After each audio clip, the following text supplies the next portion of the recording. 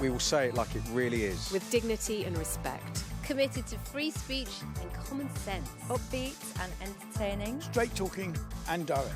We may agitate each other and you. Heartfelt and passionate. Thought-provoking, provocative and controversial. Fearless and truthful.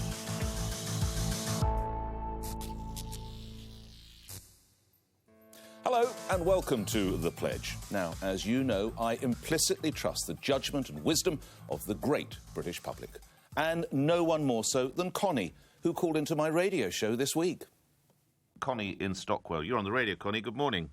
Good morning, Nick. May I say that you are the best-looking person on The Pledge? That's so sweet of you.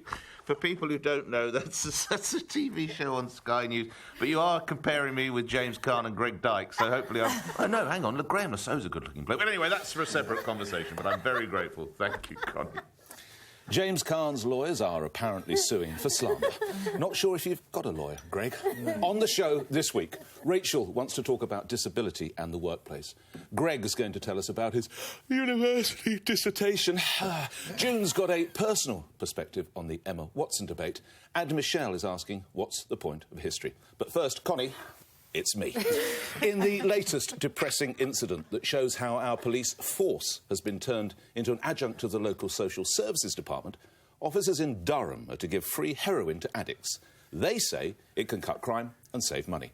I say it's an offensive load of cobblers. It will cost £15,000 per addict per annum. And while it is reported heroin misuse costs the economy £15 billion each year, this won't help anyone actually kick the habit. All it will do is give them a clean fix. And what happens if one of the addicts returns to a life of crime after 2 years? Do we get our cash back? This is utter lunacy. And just when are our PCs going to stop being so PC?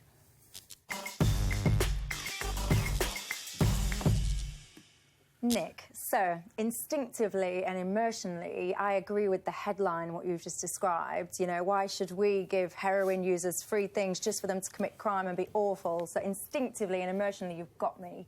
But have you ever been around heroin? No. Do you know?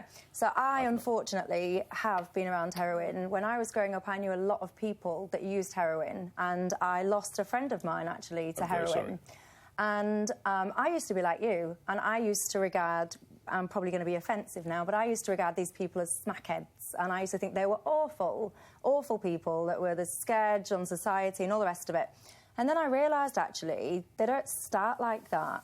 What happens to them is they're ordinary people that have, you know, in lots of cases had challenges. They get onto a drug and then they become addicted to that drug. And that drug is absolutely disgusting. It wrecks the lives of the addicts and also the people around it. Now, to the point specifically about these shooting galleries, I think we're referring to them as. I've got some images to show you. These images have been taken in Wrexham at a bus station. So this is what's happening on our streets today. So you've got needles, used needles, we've got blood on the floor, we've got some others, we've got someone doing like a scalpel here with blood, we've got some more drug paraphernalia down the side of these are public spaces. So people are using heroin, fact. The use of heroin is increasing, fact, as is the deaths from heroin. Now, what we are currently doing isn't working, so we have to try alternative things. Now, I'm not sure if these things are the answer, but what we're currently doing isn't working. And what I don't want, Nick, I don't want walking down the street seeing that kind of stuff. Yeah. I don't want innocent children going to the toilet, getting pricked by used needles. So if there is an option to trial, and let's be clear, this is a trial a safe environment where you can try and get these people off the drugs by, in one way, making sure that they get safe heroin, and the other way, making sure that they get support, I don't see the issue. But, Michelle, how is it going to get someone off drugs? All it's going to do is give them a clean fix. Well, no, so first... It is. Yeah, Sorry. So first of all, what they're going to be providing is a clean heroin. So one of the problems with drugs is often not the drug, but the stuff that it's cut with. Yeah. So they're going to provide clean substances, number one. Now, that alone is not going to stop it. That would just be a strange suggestion to make. I'm not suggesting that. But what they're then going to do is they're, number one, going to be protecting the rest of us from all of this. So that's point one that it's achieving. Point two is they will be then providing the support to get these addicts off them. And what I would say for drink and drugs, I think that drink and drugs are not necessarily the problem. They are the solution to people's reality. It's their realities that are the problem. Well, you're nodding a lot, June. I'm with Michelle. Whoa. Explain why. The key is, right, everybody around this table, I imagine, would agree, it would be good to get these folk off drugs, right? Yeah. That is our goal, our ambition. Yeah. Giving him or her 15 grand's worth of free heroin, how's that going to get them off? No, but you're just... Well, they're not going to do that, or else they'd be dead, wouldn't they? They're just... Exactly. You're like what Michelle just said, you're just looking at the headline, you know, the sort of controversial... It's called the reality. No, the controversial headline, when actually what Michelle is talking about is a programme that's put in place that starts with, we know that these people are addicts, so therefore we have to meet them where they are, provide them safe drugs for a period of time. I don't think they're giving them drugs indefinitely. It's for a period of time with support to then get them off drugs. So actually, I agree with it. We have to be realistic about where people are in order to be able to treat them. Greg? I mean, if you read what Ron Hogg said, who's the police commissioner for Durham, he said UK is failing on drugs and desperately needs to try alternative approaches. Yeah. And I think we could all agree with that. Actually, drugs policy over many years... And actually, the reason why drugs policy has failed is that any sort of suggested change is attacked by people like you, or the Daily Mail Brigade and the rest of it. And therefore, we've stuck to a policy that everybody knows isn't working. I remember talking to a Conservative MP once who said to me, I'm waiting for my last term when I've decided I'm not going to stand again, because then I can start pressing for some sort of proper drugs policy in this country. Our drugs policy has failed.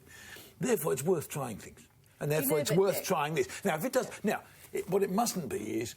Once we've done it, we're scared of coming back because it didn't work, which is a thing in most public sector organisations. They're all a bit scared of saying, we tried it, it didn't work. And then, of course, the Daily Mail would leap in and say, oh, we told you so, as you... Or Nick, not just the Daily Mail, Nick Ferrari. This is the Daily Mail. You represent the Daily Mail. Good. Where Nick is coming from on this is always judgmental. It's always offensive to Nick. But it's so not offensive to me. Drugs were legal in America, and... until 1914. After America banned heroin and cocaine, then that was rolled out and then drugs became illegal. GPs in the 60s used to treat heroin addiction as a disease, and you could walk into your surgery and you could get a prescription for clean heroin or methadone. So, Nick, what we're saying, what you are doing is you're forcing those who are sadly addicted to these substances to risk crime, death. You're forcing the addicts into lives of prostitution, burglary and crime, which, of course, rolls out throughout society. Which is more expensive, as you said, £15 billion. Let's get that. Let's just let the viewers get a good... This is what the drug use that costs society £15.4 billion a year. And to underscore your point, crime committed by drug addicts, there's that figure, £13.9 billion. But Rachel, back to you. So let me just get this right? So in a town, we've got someone who is a heroin addict, who is stealing cars, robbing property, stealing people's handbags, knocking over old boys and running off with their wallets, and we reward him with 15 grand's worth of drugs. You're using a loaded word like reward. What you're doing is you're giving him the availability of clean rather than contaminated heroin, which is going to destroy his body. And he's going to have a legal source of this heroin, which means, if you're on smack, you basically have to sell smack to be able to afford to buy it.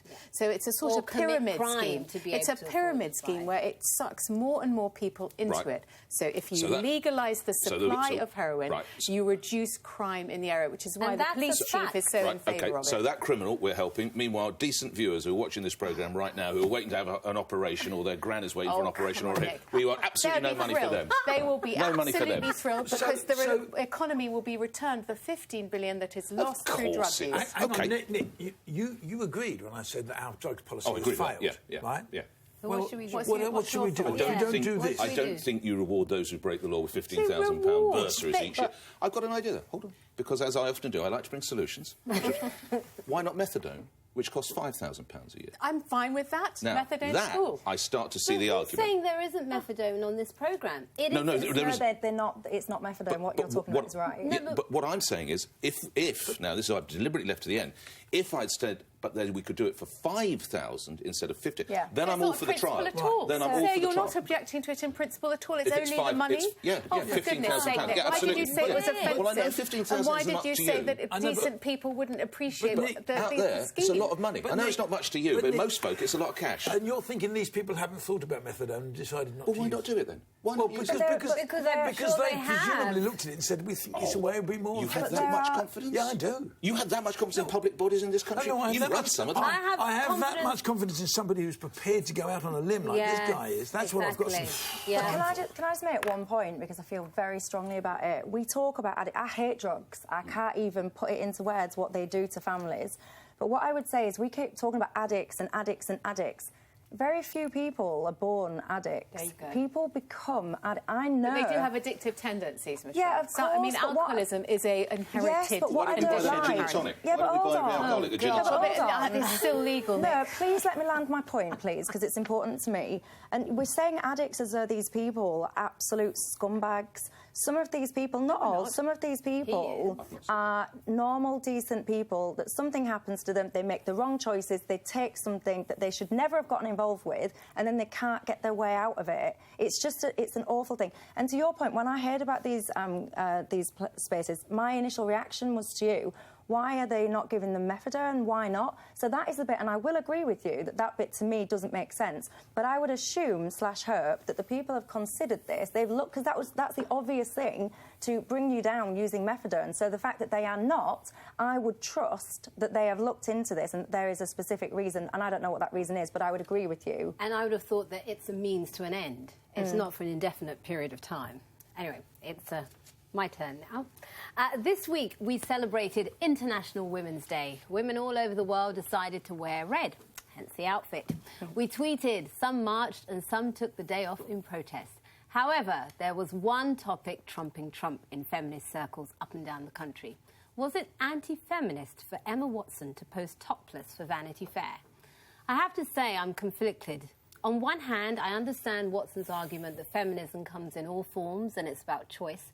However, I do think Emma Watson is in the unique and rare position for a young woman in that she's respected and admired for her views and opinions, even more so than her day job. This is something that she should guard with the preciousness it deserves. There are many ways for a woman to be bold, and I don't necessarily think stripping off is one of them.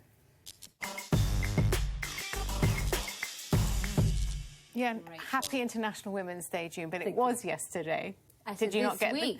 Yes, okay, fine. This week. I think we're all conflicted about this one, and I think it's a tricky one because Emma Watson, her USP is that she's a young, radical feminist ambassador for women, very outspoken, articulate, and she doesn't do really cheesy stuff. No. But having said that, I think we've got to recognise that publishing and film and lots of the media is sold literally off the back of young, pretty, often and usually white women, looking gorgeous for front pages and for photo shoots and for stripping off as much as they can. Yeah. And female pop stars, you know, we can't list the number of them who, from Madonna, well, actually probably from way before Madonna, who stripped down to their underwear to perform, whereas men just don't have to. It's not in the rule book. It's in the rule book. She's partly fulfilling her contract, I'd imagine, doing a shoot. She didn't, in fact, have an enormous amount of control over how the picture turned out, as I think we're going to see from what she says about this particular image. The shot itself, I mean, I was honestly slightly taken aback by it because it sort of hadn't, you know, we'd been doing so many crazy things on that shoot, but it had really felt incredibly sort of artistic, and I'd been so kind of like creatively involved and engaged with Tim, and I was so thrilled with how kind of like interesting and beautiful the photographs were. Tim was the photographer. I think what we've got to say, I think to finish what I'm going to say is, I think we need to have the Johnson test, which is if everyone's talking about your tits after you do something, you showed too much and it was a fail. Yeah, I think so. And I think actually with Emma, she's one of the rare ones who doesn't have to conform to the norm, in that she's respected for her opinion and her views, and her career is more successful because of that. And I think her going down that same boring road of, you know, women, naked pictures, underwear, it's boring and she doesn't need to do it.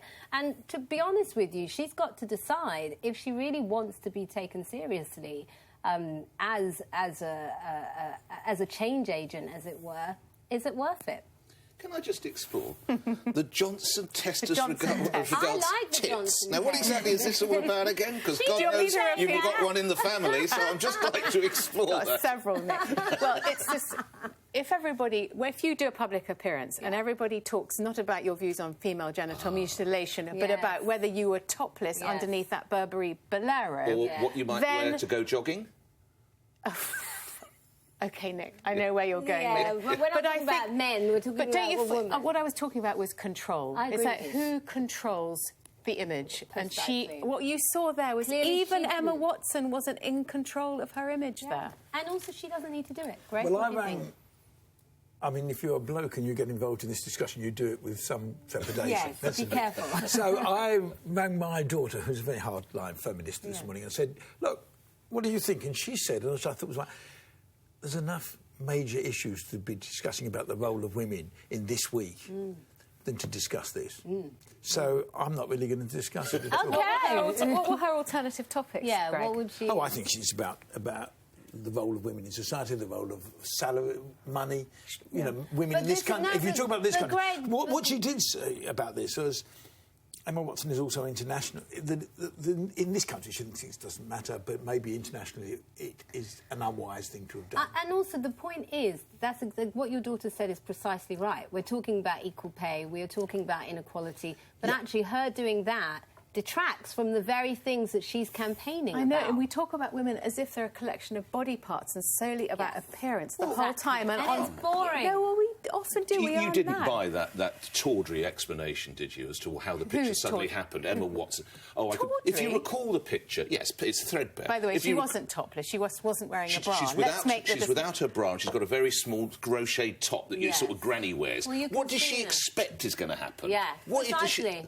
Good Lord, we actually found a point of view. But just, if any viewers, let's just remind everybody exactly the sort of genesis of this. It was journalist Julia Hartley-Brewer who tweeted, Emma Watson, quotes, feminism, gender wage gap, why, oh, why am I not taken seriously? Feminism, oh, and here are my tits. And the Pledge team, hold on one second, last week made Julia Straight Talker of the Week, and here she is saying thank you to you all. Thank you so much to The Pledge for making me Straight Talker of the Week. I am deeply honoured, and because I like you so much, I'm going to resist the urge to prove what an empowered feminist I am by not taking my top off. You're welcome. Julia. Makes a change, Julia. Only kidding. Only kidding. Michelle, what do you think? So I struggle a lot with this. And I will give you a recent example. A few days ago, last week, I was talking to a magazine, a women's magazine that I greatly admire, and was talking about doing some work together. It actually came back and said that they weren't prepared to work with me because they didn't regard me as a feminist, and they felt that I was in conflict to some of the pillars to their brand. Which kind of, well, I can't remember, there was quite a few. And it kind of made me stop in my tracks and think properly about what do I think about this whole feminism thing? So, for me, I regard myself as absolutely equal. All around this table, beyond this table, in the workplace, in the social... I regard myself as an equal person. I don't think you're better than me. I don't think you're better than me. I just think that we're all the same. And I want to see women do well. I think it's awesome when girls do brilliant things, but I also think it's awesome when guys do brilliant things. Now, I personally... I'm a little bit of a prude. I don't want... There's very few people in this land that have seen my breasts, and that's a personal choice. I don't want to be pictured in bikinis and in underwear. And I very recently... What about that arty shot? Well, I put a picture on my Instagram a few days ago, and it was a fancy dress. I ain't got it. Unfortunately, I ain't got it with me. And it was a fancy dress picture of me at Moulin Rouge. So it was quite breasty, because it was like a Kang outfit. Right. And I really had to stop and think twice about, do I want to put those pictures up there, and how would it make me feel? And in the end, I just did it because it's fancy dress, and who cares? But I do feel a little bit like I just want us to be taken... seriously as equals. I think that you choose... Think that when you make the choice, so, you know, I don't know about you because I think we sort of started around the same time, but when I started in television, it was the era of the ladettes and, you know, FHM and all of that stuff. And at the early part of my career, a lot of the time I was offered lots of those sorts of shoots. Yes, and back then, you know, your wage went up if you did those shoots. Same. And back to your point about usually it being white women, there were not many black women in television when I started, so I was one of the only black girls in that sort of category of presenters.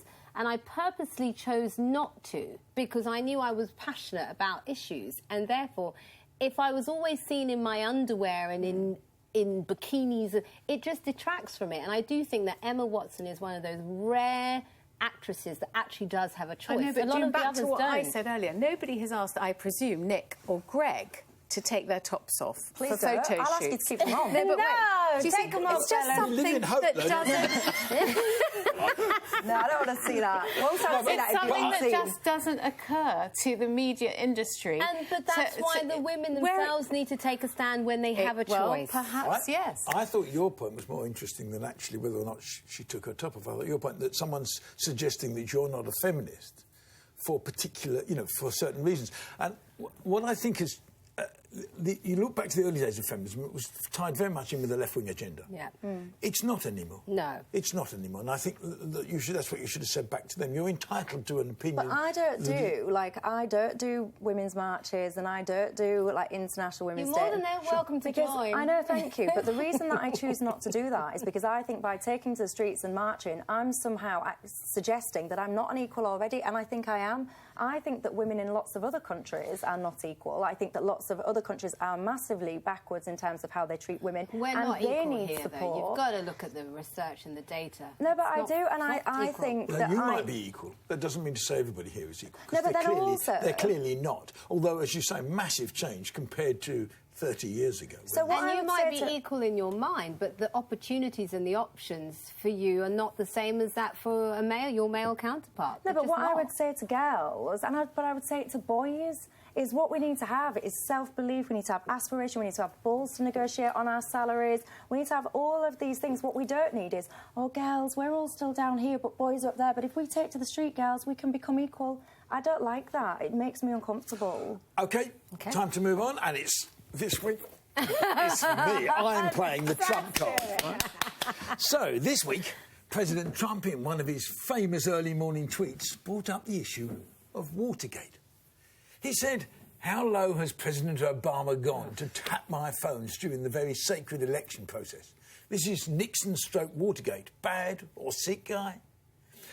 Now, was this a wise thing for him to do? I was studying American politics at university at the time of Watergate. We abandoned the course and just studied the scandal as it unfolded.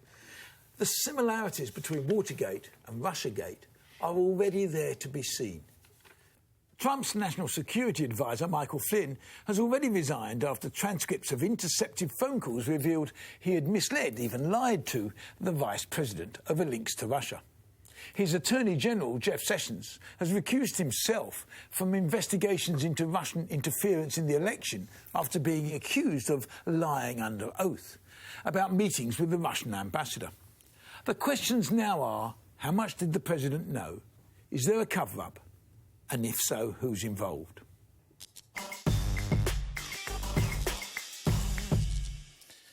Well, of course, you would love it to be Watergate, as would you. I could hear you cheering, June, for Very this, happy. cheering along at Greg's assertion. Yeah, it was brilliant. Clearly, you have a... I didn't say it was Watergate. I said... Could be. Could be. It could be. It would all come... And obviously, if you studied it, you're closer. But just to remind the viewers, that was a pretty straightforward story. The president authorised that illegal activity, and he was in full... Well, it wasn't that straightforward. No, it took a very long time. Well, no, I know, it took a long time. It took a long time. By the end... You found that out. Yeah, you didn't know that at the beginning. That he Aren't lied you about making it. a quantum leap, assuming that Trump knows as much as you think he might? I'm saying that's what we don't know. Right. And what happened with Watergate is week by week, month by month, it trickled out. Yes. Until in the end, of course, there was the famous Mr. Butterfield. I mean, I'm a bore on Watergate. Right. Okay. Deep throat. Deep throat. It wasn't so much deep throat. It was Butterfield who told him there was a recording system in the White House, and that's what brought Nixon down. All I'm saying is that there are all sorts of inquiries, congressional inquiries now going on that could, week by week, month by month, bring out a lot of evidence. And if Trump was involved in all this during the campaign, then I think he's in deep trouble. When you say involved in it precisely in what? Well, if you look at the campaign, he... Can I just take us back a step? Because given that it's your specialist subject. Yes. Can you just give us a 30-second overview of Watergate? 30 seconds. Oh, my God. My clock starts now, please. Well, it's quite You've hard. had 10 seconds already, hurry up. All right, Watergate was basically two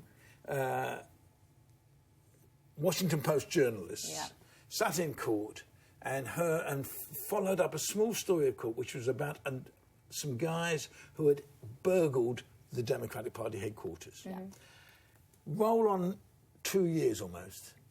They were Woodward and Bernstein, now famous. Mm-hmm. Roll on 2 years, the president resigned because it was shown that he knew about the burglary, but more than that, he then sanctioned the cover-up, which was massive. So that was the story. And in the end, he had to resign over in between. And it was the cover-up even more than the burglary. Yeah, but in between, all sorts of things happened. I mean, he had a special prosecutor who he sacked. He had all sorts of things. Wasn't he, in the end? Yeah. No, he wasn't No, impeached. He would have been impeached, but he Yeah. resigned.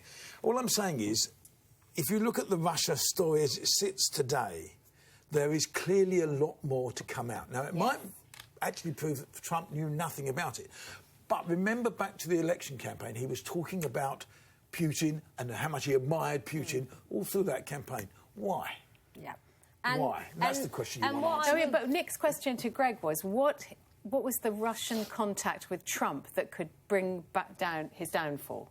You know, what will it actually take to bring I think if the you could president show down? if you could show that the would-be president of the United States was in contact with the Russians, and the Russians at the same time were interfering with the democratic process in the United States. We knew, I think they did hack Podesta's emails. There's no doubt they had a lot of that. emails. All I'm saying So we know already. But can I just? Perhaps you can find out he killed the Easter Bunny as well. This is so far-fetched. Well, Nick, can I just add to it? I think the thing with this whole Russia scandal, and I'm 100% with you, Greg. Oh, there's a surprise. is there's no smoke without fire. You know, there often is actually. But well, go on. No, not in this case. Why would the Attorney General lie under oath? Well, there's an interesting clip. Let's have a look at Sessions as the Attorney General, what he actually said. If there is any evidence that anyone affiliated with the Trump campaign communicated with the Russian government in the course of this campaign, what will you do? I'm not aware of any of those activities. I have been called a surrogate at a time or two in that campaign, and I did not have communications with the Russians. And then it turns out he met them twice. Yes. I mean, why would you lie about that under oath when you are supposed to be the cop of all cops? You're the Attorney General. And just to underscore that, let's see the explanation from the Attorney General. It's a joke. I was taken aback a little bit about this brand new information, this allegation that surrogates, and I had been called a surrogate for Donald Trump, had been meeting continuously with Russian officials. Retrospect, if I should have slowed down and said, but I did meet one Russian official a couple of times. That would be the ambassador. June, it's totally wrong to say there's no smoke. No. Nick, hang on. There have been a load of celebrities who've been dragged before the courts where absolutely nothing has happened. Their lives have been destroyed. There was no smoke. So there's no smoke without. Just listen. You say there's no smoke without fire. I could bring you half a dozen broadcasters where there was absolutely no fire and there was a lot of smoke and they're not even working anymore. So you can stop with that nonsense. You two are engaged in some political debating society dream that Trump will be toppled. It's not going to happen. Nick, you would have said that about Nixon all the way through the... Because if you've been alive, someone of your political persuasion who would have supported Nixon... Nick, what about when Trump reacted to that? With a lie about President Obama. Trump reacted to that by what did he do then? He accused Obama of wiretapping with an extra P his own contacts.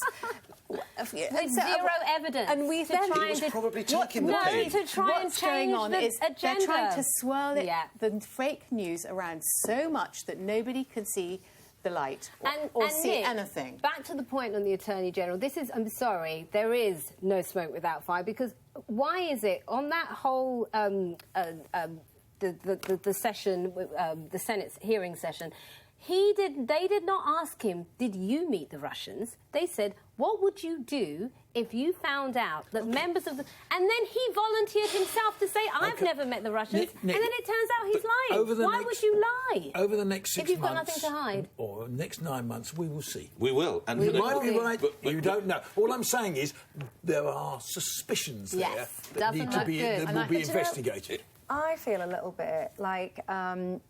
every single day I'm waking up, there's more and more and more complexities. There are people spending their lives actively trying to bring President Trump down, trying to find stuff, trying to do this. And do you know what I hope? I don't know what's going on. And I think, you know, as you said, time will tell what's going on. But you know what I think? Whenever I think about President Trump, I look at the people that have voted for him and how much belief they had in him and how much desire they have for him to do the right thing by them. And it makes me, I just look at him and I am willing him to do the right thing and to be the best president because those people regard him as their last hope. Well, they do. He's shown them what he thinks about them with the new Trump care.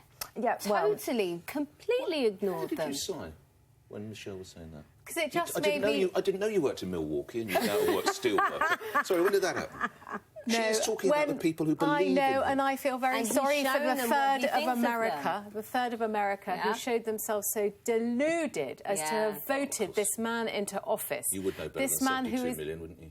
Dangerous. 72 million No, wrong. 62 million. 62. Oh, so you would know better than 62 million, wouldn't you? Well, maybe they're extraordinary influence. They're finding out. Well, 65 million voted for Hillary. Idiots to vote him in. Yes, I do, Nick. I've said it before, and I'll continue to say it until there's any evidence to the contrary. You think that's a little bit snooty? No, I think your point is... I don't care what you say. It's far more important I'm snooty Your point is right. A lot deceived. of people voted for him out of desperation. And he's throwing them under the bus. Now, we don't know yet. It's too early to say that. Trump care. It will be interesting to see if that still works in Milwaukee, that you refer to, is open in 5 years' time. There you go.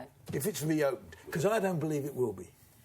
I think that Trump is like norovirus. We're never going to be able to get rid of him. And anyway, so I'm next, panel. And I want to suggest a way we can put more smiles on more faces.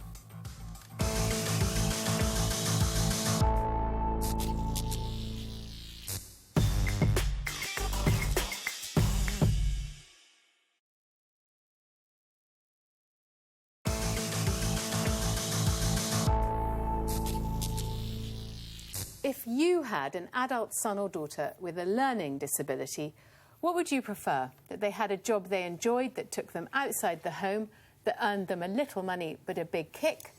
Or they spent all their time at home with nothing to do and nothing to fill their days?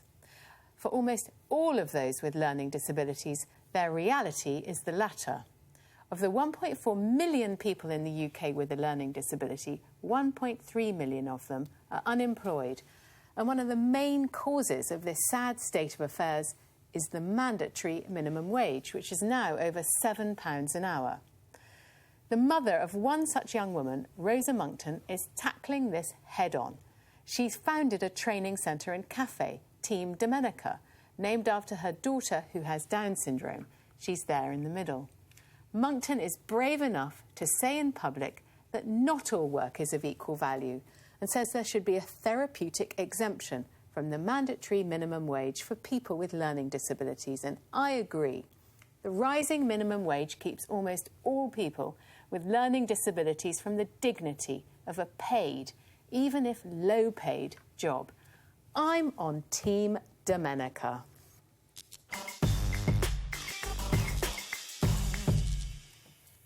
Rachel. Yes? I'm really passionate about this from a diversity standpoint. I think the real issue here isn't the minimum wage. The real issue here is discrimination. Yeah. And I don't think that we should be tackling discrimination with more discrimination, because actually what we need is a skills audit, because where learning disabilities are concerned, there are certain disabilities that are suited to certain tasks. So if you're looking at people with Down syndrome, a lot of them actually enjoy repetitive tasks. So if we then make sure that we educate employers better on this, there are jobs that they are suited for, that they will do efficiently, better than most of us, that we can actually pay them the fair amount for, with the right training. The issue here is discrimination. The issue is not the amount of money, because there are many sectors within our economy that those people could be employed in. I just think... I hear your point. I think it's a one-off thing. Can I also re-say, we have to re-look at who we value in our society and how we value them. Yes. We need to re-look at how we discriminate in this society. Okay. And paying people less is not the way to do it. I'm going to get Nick to come in, but just to say that businesses are not charities. And this isn't a unless, charity. and if somebody is better at a task, why wouldn't you employ them there? Because when they are faced with two candidates, that they're not. a candidate with a learning disability and an able-bodied, not intellectually impaired candidate, I am afraid, June, they are most likely to go for the one who the able-bodied, not intellectually impaired one, unless they have an opt-out, possibly, from the mandatory minimum wage, which allows them to take on the other person. Can I make one more point where that's concerned?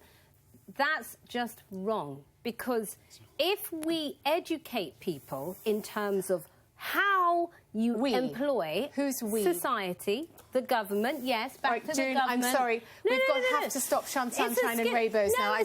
I'm afraid I want to hear from Nick. It's a skills audit. Very, very briefly, I was privileged to have Rosa Monckton come on my radio show. Yeah. I have to tell you guys, rarely can I recall something that so divided the people who then subsequently phoned or texted.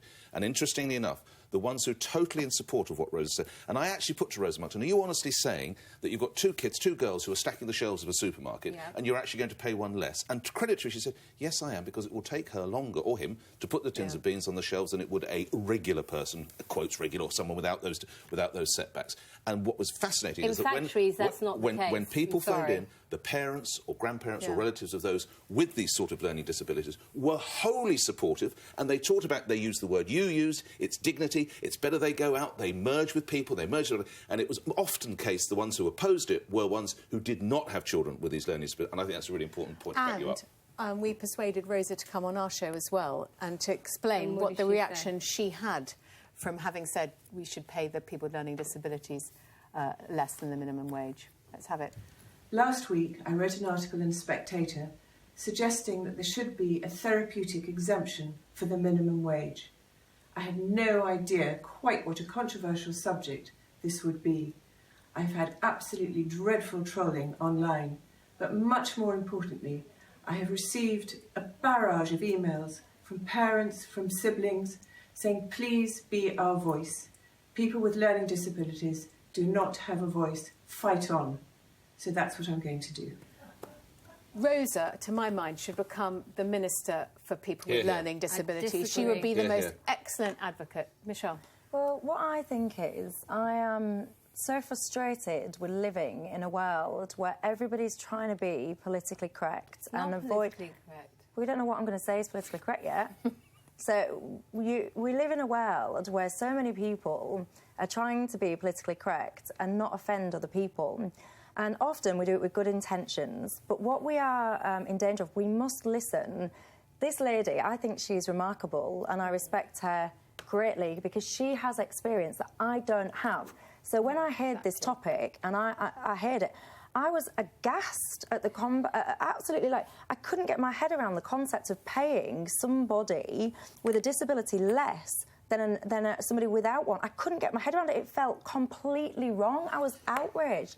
And then I stopped and then I listened to her and I read her article. She knows more about it than I do, and she is affected. And if she is in that experience, if her family is experiencing this and she is saying that this is what is right, then I respect that and I will listen to that all day long. But if you listen, if you read what MenCap say, they say, however, our experience from working with thousands of people with a learning disability and hundreds of employers is that the minimum or living wage is not the main barrier towards finding work.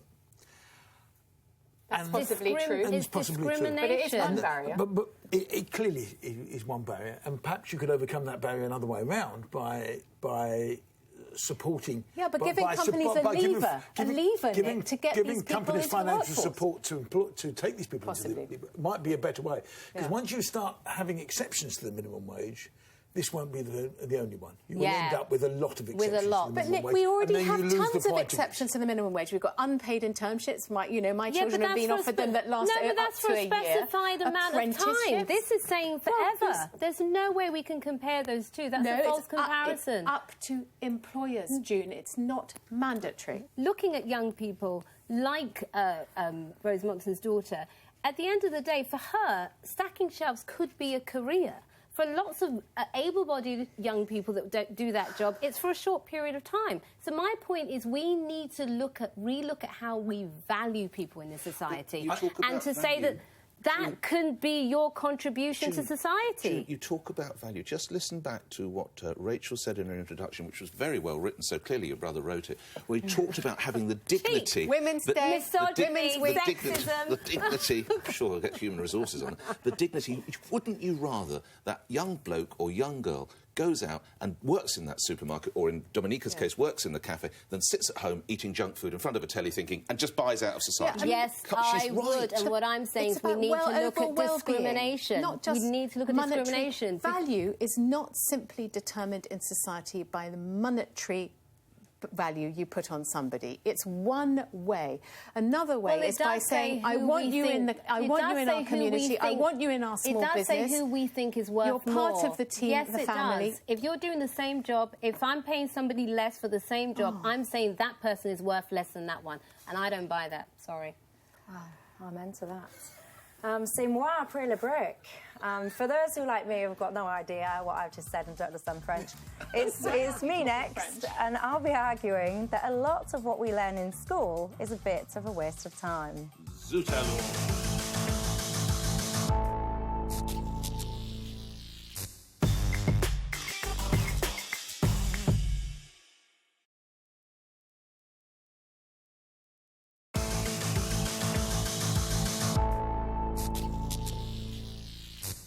I've run my own businesses and also worked in shops, supermarkets, IT, and in the boardroom.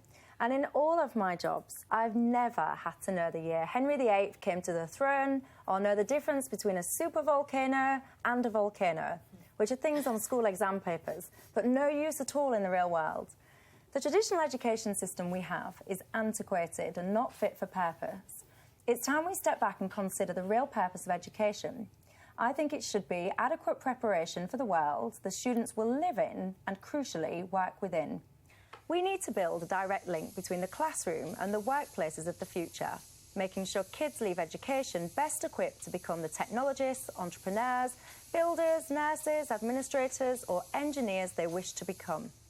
So, I welcome the introduction of T-levels or technical qualifications, but I would go further. I want to see businesses involved far more with the education students receive. They should have a say in the skills being taught and even in the curriculum being set. The world of work is changing, with technology at its heart, and we need to evolve our education system quickly to avoid leaving a generation of kids behind.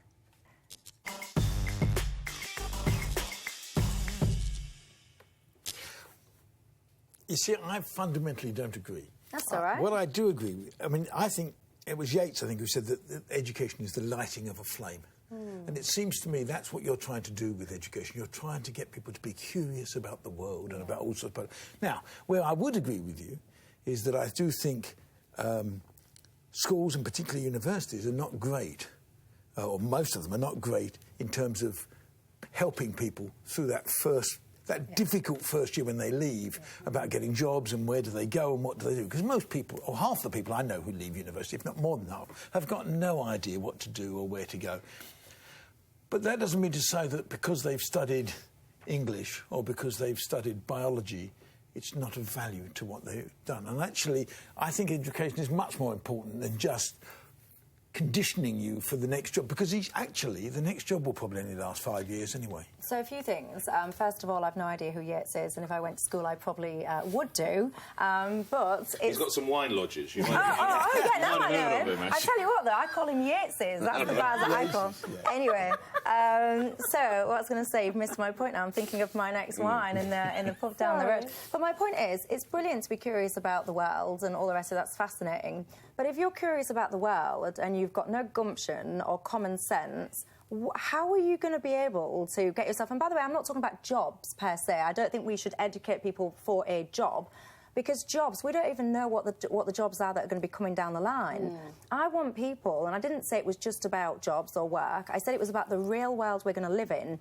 I think the entire education system needs a full-on shake-up. I think that some people are academic, some people are not, and if you're not academic, you're not somehow lesser than the people that are academically brighter.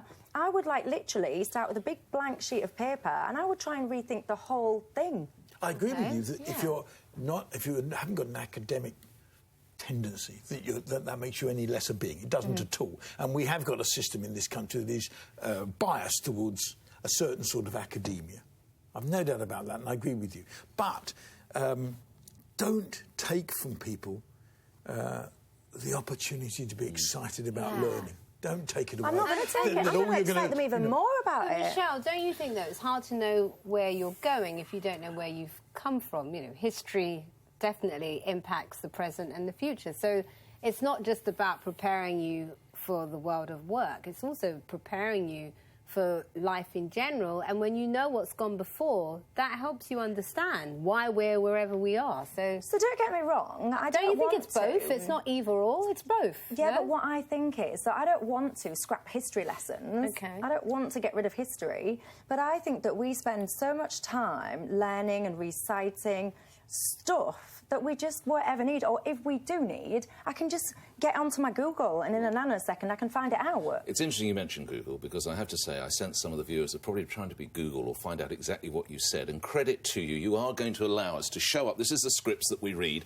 and this is what this is how Michelle was able to say c'est moi après le break. So credit to you, and you're a good sport. That is completely true. I'm not even going to deny it. I don't know how you said it from that. No, I know. But let's come back to it. So you know about the T levels that came in this week, the technical levels, which I applaud. I think it's brilliant. If a kiddie wants to be an engineer or a hairdresser or an electrician, fantastic. I just want your view on that. You must surely support the idea of T levels. Yeah, absolutely. That's what I said in my intro. I think they're fantastic. If we're having that distinction now, what is wrong to bring on Greg's point that kids who genuinely, and they want to learn dates, and they're excited by learning the rivers of the world, which I really, and I can't even do it now, I really struggle. Capitals, I'm good. Rivers, I'm not good. What is wrong with it? So we agree, we love T-levels. Well, let the academics kids be the A-levels and students like that. Absolutely, and I don't want to get rid of, like, normal education. What I'm saying is we're spending too much time drilling into kids things that are not relevant. So, for example, I'll give you a classic example. 2 seconds. Oh, boy. Okay. Right,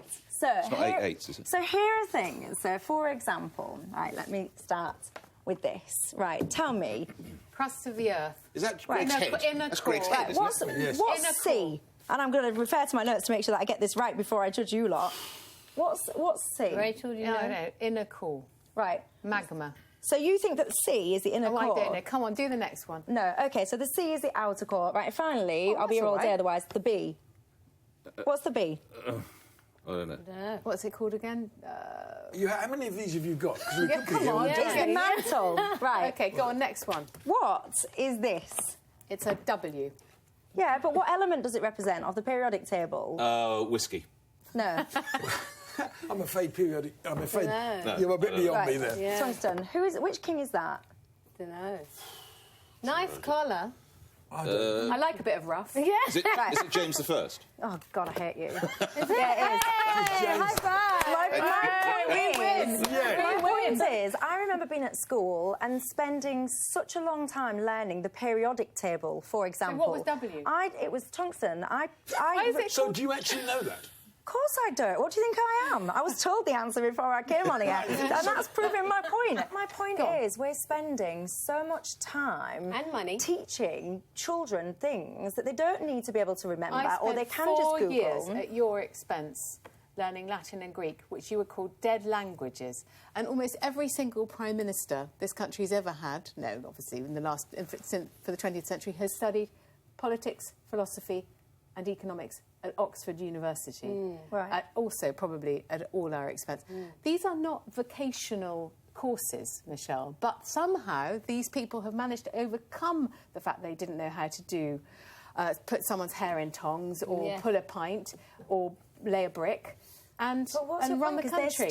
They're studying relevant life. But they're studying relevant to their chosen profession. No, but you don't know what your chosen profession is. Well, they do. I'm not being funny, but if you're going to... No, it's about educating the brain as much as anything else. It's about equipping the brain. David Cameron didn't go to school going, my vision is to be, I don't know, a hairdresser or a bricklayer. He pretty much knew that he was on a track into politics or public life or something like that. No, surely what you want from an education system is a breadth of understanding Yeah. of so many things. But yeah. I regret deeply the things that I didn't do. And I regret did a lot of badly. things you have done, by the way. Yeah. Some shocking bloody things you've done. As a business person, Greg, you Yes. must acknowledge when you see children or young people coming to you for jobs, do you think that they've got like the gumption and the stuff? And No, but that's nothing to do with their education. Yeah. That's another bit of the brain. Yeah. No, but you can That's teach another bit children of the brain. differently. Like, I don't even think we should be teaching children with their teacher in the front of the class, disseminating information. Where to I kids. would agree. I mean, I'm involved argument. in I own a bit of an engineering company, and what is interesting, there was a 20-year gap where we didn't train any engineers. Now there's loads of apprentices and things like that, and that was a bad mistake. And people should be allowed to train in the areas that they feel and they want to go into. Yeah. But don't take away a breadth of education as a result of it. It's been a bit like the budget. The unspoken word in all of this is Brexit. And actually, we need to train all our young British students to do all the jobs that the Europeans and the non-Europeans are not going to be able to do. So, more Brits in prep, please. Yeah. And Michelle says she wants to train our kids for success. And success is what British athlete Laura Muir achieved this week. Not just winning gold in the 1,500 metres at the European Championships, but also with this fantastic display of persistence. A Jobsworth official at the Games in Belgrade tried to stop Laura doing a lap of honour because she said there wasn't time. But wait for it. She dodges the steward and off she goes. Laura says she thought, it's my first medal. I'm not going to lose out on my lap of honour. I'm going. And for that, Laura, we applaud you. We're all on her side. You win another title to add to your collection. Not Straight Talker, but our Street Runner of the week. That's very good. Right, that's enough. Nick, you are the best-looking pledger. That's it for the week. Follow the pledge on Twitter for our extra vlogs, including Nick's beauty tips. See you next time. Pretty small vlog.